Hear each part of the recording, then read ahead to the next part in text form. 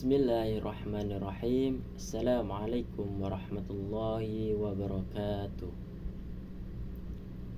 Baiklah, perkenalkan, nama saya Muhammad Fergiawan Liswanto, mahasiswa Universitas Islam Negeri Banten.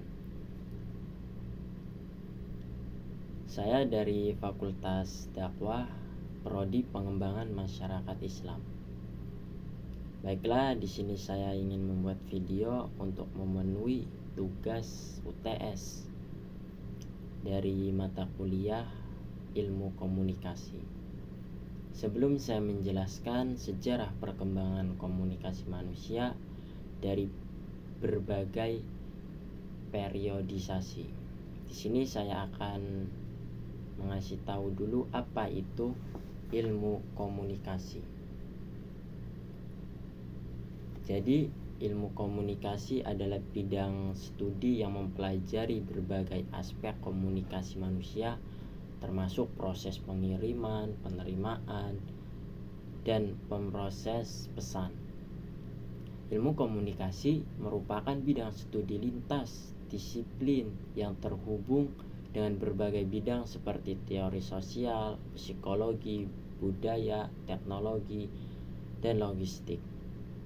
Komunikasi merupakan bagian penting dalam kehidupan manusia untuk bersosialisasi dan menjalin hubungan. Komunikasi dapat dilakukan secara langsung maupun tidak langsung menggunakan media. Baiklah, langsung saja di sini saya akan menjelaskan sedikit yang saya ketahui apa itu sejarah perkembangan komunikasi manusia dari berbagai periodisasi. Perkembangan komunikasi manusia telah mengalami evolusi panjang dari masa ke masa, mulai dari bentuk komunikasi sederhana hingga berkembang menjadi sistem komunikasi kompleks dengan teknologi modern.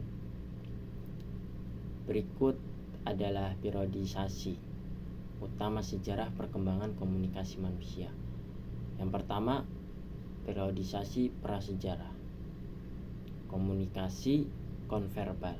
Manusia purba menggunakan bahasa tubuh, ekspresi wajah, dan gerakan untuk berkomunikasi. Bahasa verbal belum berkembang, sehingga komunikasi terjadi melalui gestur dan tanda-tanda fisik. Lalu di sini ada simbol dan gambar. Pada zaman ini manusia mulai membuat lukisan di dinding gua untuk menyampaikan pesan atau cerita, seperti di Gua Altamira dan Las Kosik. Lukisan ini merupakan bentuk komunikasi visual yang menggambarkan kehidupan sehari-hari dari hewan dan perburuan. Yang kedua, ada periode lisan. Bahasa lisan. Manusia mulai mengembangkan bahasa lisan yang lebih terstruktur, memungkinkan mereka untuk berbagi cerita, pengetahuan, dan tradisi melalui lisan. Tradisi lisan menjadi penting dalam penyebaran budaya dan pengetahuan dari satu generasi ke generasi lainnya. Lalu ada cerita dan mitos. Cerita rakyat, mitos, dan legenda mulai tersebar secara lisan dalam kelompok masyarakat, membentuk identitas dan budaya komunitas. Yang ketiga, ada periode tertulis. Penemuan tulisan sekitar 3500 sebelum Masehi. Sistem tulisan mulai muncul seperti tulisan paku dan hieroglif. Tulisan memungkinkan manusia mencatat informasi lebih permanen dan mendetail dibandingkan tradisi lisan. Lalu ada penyebaran tulisan. Seiringnya waktu, sistem tulisan berkembang di berbagai budaya seperti Tiongkok, Yunani, dan Romawi. Tulisan digunakan dalam perdagangan, hukum, agama, dan pemerintah.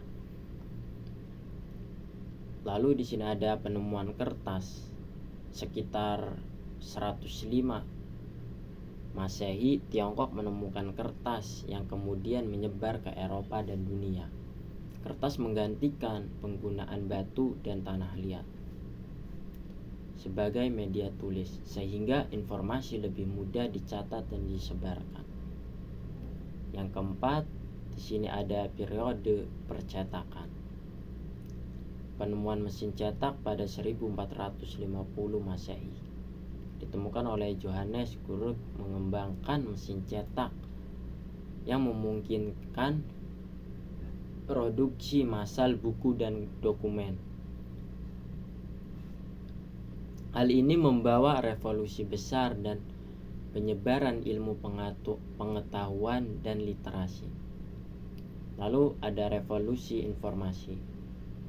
Ada buku, pamflet, dan surat kabar mulai diproduksi dalam jumlah besar dan cepat tersebar ke seluruh dunia.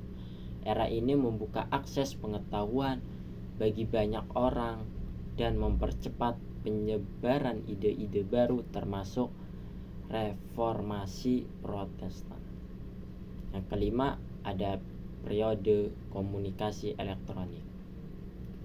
Mulai dari telepon pada tahun 1800-an, penemuan telepon memudahkan komunikasi jarak jauh secara cepat. Informasi tidak lagi tergantung pada pesan tertulis atau kurir, melainkan bisa disampaikan langsung melalui sinyal dan suara. Lalu ada radio dan televisi. Pada tahun 1900-an, radio memungkinkan pesan disebarkan ke massa dalam waktu bersamaan. Pada tahun 1920-an, televisi ditemukan yang memungkinkan penyampaian informasi melalui gambar dan suara secara bersamaan, mengubah cara masyarakat mengakses informasi dan hiburan. Yang keenam, ada periode komunikasi digital. Mulai dari komputer dan internet pada tahun 1600-an hingga 1990-an. Komputer dan internet memungkinkan komunikasi lebih cepat dan global. Informasi bisa dikirim dan diterima dalam hitungan detik melalui jaringan internet, membuka era baru komunikasi yang lebih dinamis. Lalu ada media sosial. Pada tahun 2000-an, platform seperti Facebook, Twitter, dan Instagram dan WhatsApp memungkinkan orang berinteraksi dalam skala besar. Informasi dan ide menyebar sangat cepat dan masyarakat memiliki akses yang lebih luas terhadap berita pendidikan dan hiburan. Lalu ada era kecerdasan buatan dan teknologi cloud pada tahun 2020-an. Mulai digunakan dalam komunikasi, memungkinkan pengalaman interaktif dan lebih personal. Dari chatbot, asisten virtual, dan analisis data memberikan cara baru bagi individu dan perusahaan untuk berkomunikasi.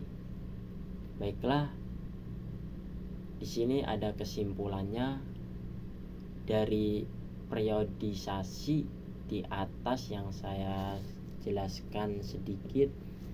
Dapat dilihat bahwa perkembangan komunikasi manusia terus dipengaruhi oleh inovasi teknologi dan kebutuhan sosial yang berubah seiring waktu. Dari bahasa tubuh hingga teknologi digital, setiap periode mencerminkan adaptasi manusia dalam menyampaikan informasi dan berhubungan dengan orang lain.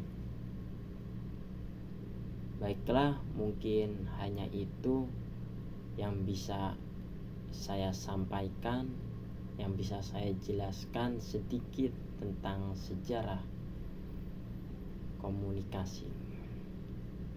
Mungkin kurang lebihnya mohon maaf apabila ada kata-kata saya yang salah atau ada penjelasan yang belum tepat, tolong dimaafkan.